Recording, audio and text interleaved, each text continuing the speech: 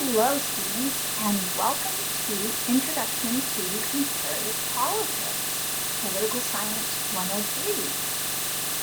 Today's the first day of class, and so I just wanted to review my first announcement with you and make sure that you are on your way. So I'm on our homepage for our class, and most of you may have taken courses on Canvas before, but if you haven't, your course menu is here on the left, and then the global Canvas menu is here. Just note that to communicate with me, I do ask that you use this inbox icon here and use Canvas Mail to contact me.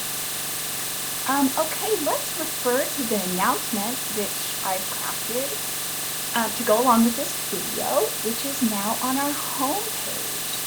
So the first thing I'll tell you is my primary goal is that you learn.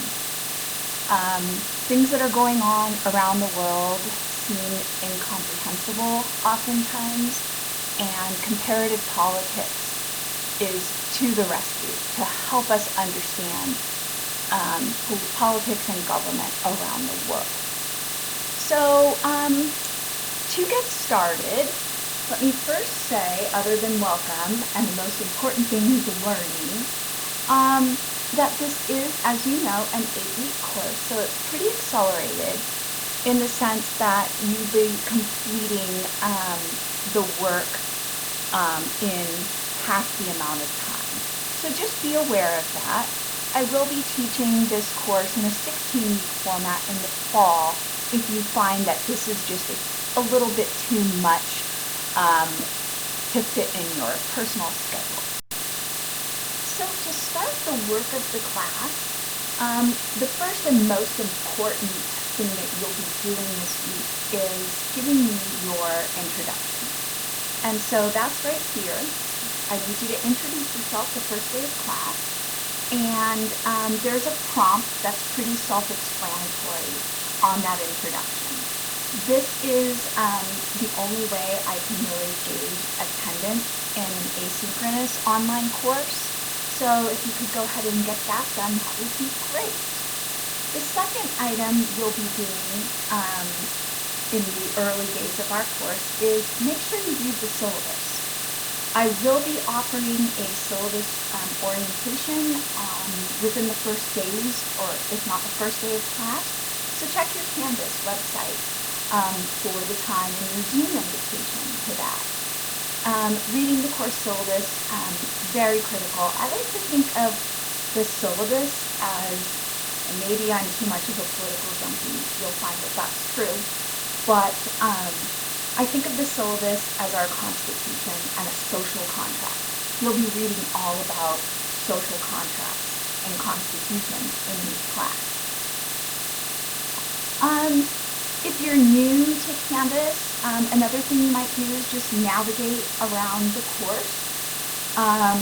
You will notice that, if you don't already know that, this is a zero-cost course, so there is not a textbook to purchase or any other materials to purchase. Everything will be available to you free of charge.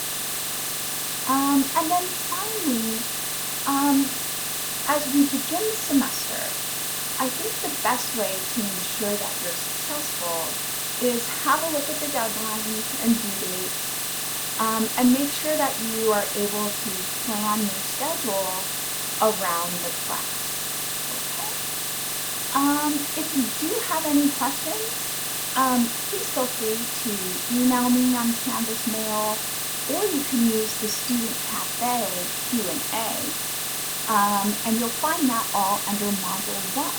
Let's go to Module 1 right now so I can take you through a walk of what you'll be doing this first week. So to get to the modules, and this is where I suggest you go every time you log into class, you'll see that on this course menu, I don't have discussions, assignments, or quizzes. I put everything in the modules.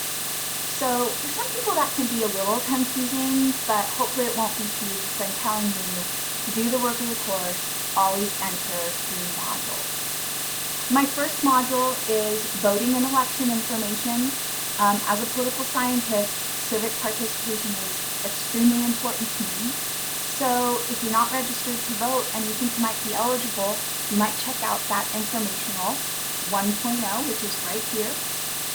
Informational 2.0 is some tips on navigating Canvas, online learning resources, student support services, and also a link to my website. And then what we really want to pay attention to is Module 1, which is here. So I mentioned earlier that the first thing you need to do in this class is introduce yourself. So there's a link right there. The second item you'll see is a current events discussion, which on most weeks or most modules you will be working on, but I gave you a freebie because there's plenty of other readings and work to do in this module. So let's look at those.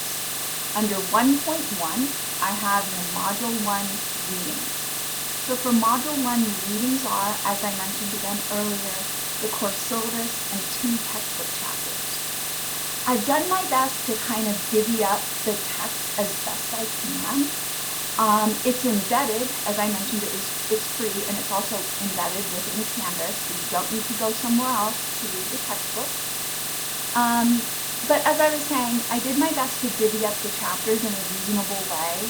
Some modules or weeks are going to have 2 chapters. This happens to be one of them. Not that I'm trying to scare anybody away, but those 2 chapters, honestly, they really go together, and so do your best with that. So let's just go through here with the syllabus. Read the syllabus, attend my syllabus orientation if you can. If you can't, I'll have a video. And then go ahead and take this syllabus quiz. And then chapters 1 and 2 are embedded here. The first chapter is Why Study Comparative Politics. There's a lot of discussion in that chapter on political science as a field, as a discipline.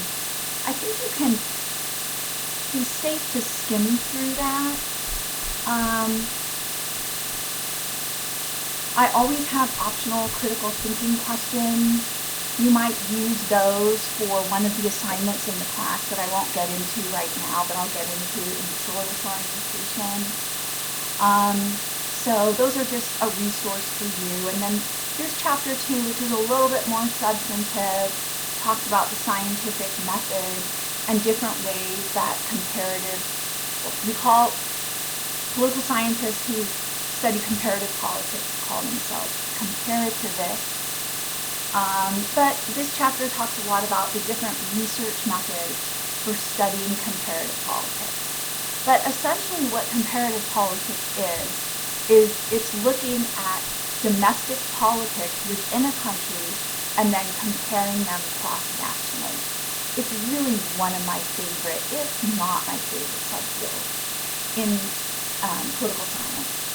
And when I took political science 103, or comparative politics, many years ago, that was actually the class that convinced me to be a poli-sci major. So maybe it will be the same for you. And that's it with Module 1. If I've missed anything, please feel free again to email me anytime. Welcome to class, everyone.